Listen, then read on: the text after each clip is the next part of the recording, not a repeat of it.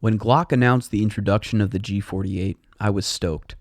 I'd been looking for a slim, shootable 9mm pistol, and being a self-described Glock fanboy, I thought the idea of a single-stack Glock 19 was exactly what I wanted in a concealed carry piece and all-around handgun. I purchased my Glock 48 pretty much right when it became available in early February of 2019. I've lived with it for just over a year and want to share some of my thoughts. First, the basics. The G48 is a striker-fired 9mm pistol from one of the most prolific firearms manufacturers in the world. Glock pistols are known for their simplicity and reliability. They're insanely popular in military, law enforcement, and civilian markets alike. The overall formula for their pistols doesn't change much from generation to generation. Subtle improvements are made as the years go by, but at its core, a Glock has a polymer frame, a steel slide, a striker-fired action, and no manual safety. The 48 weighs in at 25.12 ounces with a loaded magazine. Overall length is 7.28 inches. Height is just over 5 inches. The slide width is 0.87 inches. And the overall width is 1.1 inches. The barrel length is 4.17 inches. The sight radius is 5.98 inches. The magazine holds 10 rounds. Let's take a look at the 48 compared alongside a few other popular handguns. As you can see, it shares a footprint with the ever-popular Glock 19. It is the same length and height, but with a significantly thinner profile. The Glock 19 is 1.18 inches wide at the slide, compared to the 48's 0.97 inches. Likewise with the Glock 26, the 48 is significantly thinner, but is longer and the grip height is increased as well. Here's the 48 alongside another very popular carry gun, the Smith & Wesson Shield 9mm with an 8-round magazine. And just for fun, here's the 48 with the original single stack, a government-sized 1911. This 48 has the original silver slide with NDLC finish, and as far as I can tell from their website, Glock has switched over to the black slide only from this point forward. While all of my other Glocks have been black, I might be one of the few who doesn't mind the silver slide. It also features the Gen 5 front slide serrations and the marksman barrel with enhanced rifling for improved mechanical accuracy. The sights on this 48 were the stock plastic Glock sights, although it can be ordered with night sights from Glock or Ameriglow. For those of you unfamiliar with Glock pistols, although there is no manual safety, Glocks have 3 passive safeties: a trigger safety that is only disabled when the shooter's finger is on the trigger, a firing pin safety that mechanically blocks the firing pin from moving forward in the ready-to-fire condition, and a drop safety involving the trigger bar engaging the rear portion of the firing pin, preventing it from moving forward unless the trigger is pulled. I was intrigued and excited at the early announcement of the Glock 48 for a few reasons.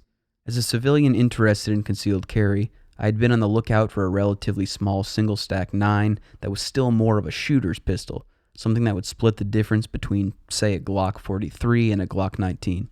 I shoot quite a bit and believe that most of your training should be done with the guns that you carry, and I wanted a pistol that would be more comfortable to train with, both on the square range and for high round count classes, so that I could still apply all that time and all those fired rounds to my carry system. I own a 26 and love it, but my small hands were just never a perfect match for double-stack Glock pistols, and every single stack I've owned or handled just feels much more comfortable and more controllable. The Smith & Wesson 3913 was the closest I had come to this concept of a somewhat larger single-stack 9mm. Other ideas, the Shield is excellent, but I wanted a little more shootability. 9mm 1911 seemed too finicky for my taste. Cars have reliability issues. I basically wanted to take the great shooting experience I've had with Glocks and tweak it into something that fit me better. We truly live in a golden age of firearms. When Glock announced the 48, I pretty much said, that's exactly what I've been looking for. I got my 48, a couple Kydex holsters, a pile of mags, and went to work. First off, reliability. Over the past year, I have 2,000 rounds through the 48, doing basic cleaning every 500 rounds or so. No, it's not a huge volume, but I don't have an ammo sponsorship, and that's what I could afford to shoot so far. I haven't kept track of every single ammo type, but it has been fed various brass-cased full metal jacket, 115, 124, and 147 grain rounds by Magtech, Federal, Spear, a couple boxes of steel-cased Tula, and several hundred jacketed hollow points, 124 and 100 47 grain Federal HST, 124 grain Spear Gold Dots. Not a single issue to report over that entire time. Truly a testament to the Glock design, even on this newer, relatively unproven slimline model. Ergonomically, it fits me very well. I wear the small end of a medium glove size, and I feel I can get a very controlled, solid grasp on the pistol and manipulate the controls and trigger easily. This is going to be a major point if you're considering adding one of these to your collection. If you have larger hands, I don't see a major reason to use one of these over a 19 or 26, but the slim grip makes the 48 feel great in the hand for any shooter with smaller hands. I can see this being a long-term winner with female shooters.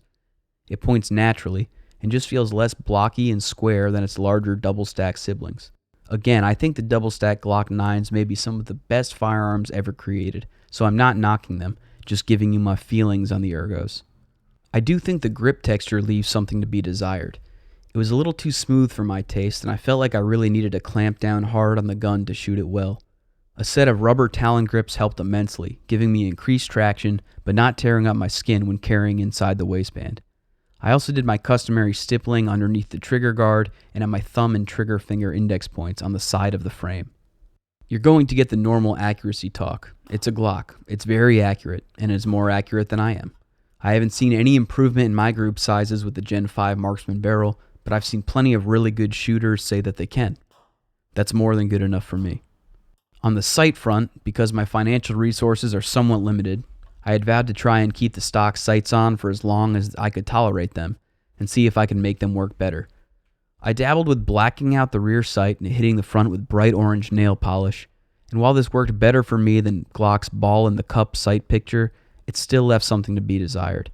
I've got night sights on all my other Glocks and go back and forth on whether I need them or not, so I decided to try something a little different on the 48. I found a set of metal sights from Ameriglow, the Kyle DeFore set, which are just plain black with a serrated front. They're simple, rugged, and effective for my uses, and I haven't missed having the tritium inserts at all. On the shooting front, it doesn't shoot like a duty gun.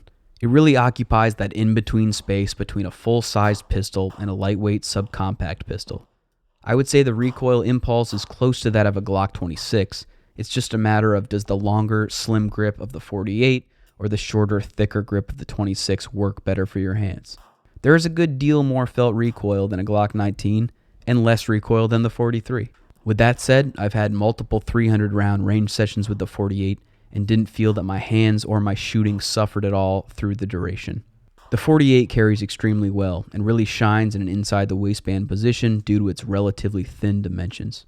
You're still going to get printing from the grip, but a solid 15 or 20 degree cant in the 3 to 5 o'clock position will do a lot to help that, or a good appendix holster and belt.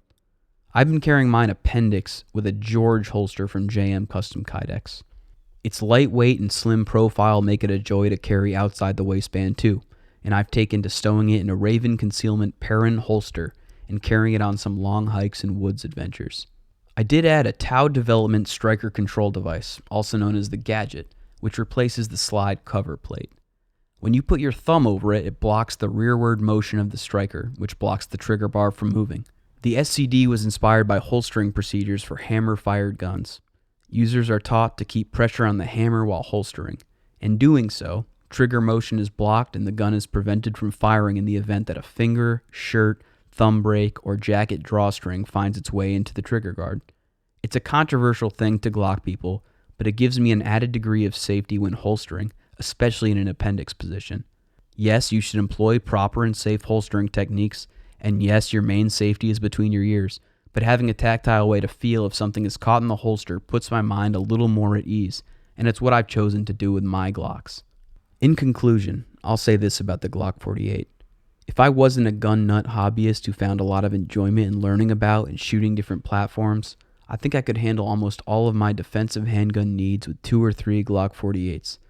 I also think that for the average civilian concealed carrier, a 10-round capacity plus a reload is an acceptable trade-off for a slim, lightweight pistol that carries comfortably, conceals well, and feels great in the hand. However, this is America, and if you want to carry a Glock 34 with a couple 33-round happy sticks, I say rock on, more power to you. It's just not a solution that I find practical or realistic for my lifestyle and profession. I think there are a lot of advantages to finding a platform that works for you and focusing all of your training energy and money on learning it inside and out, having one for the range and dry fire, one for carry, and a spare if you can swing it.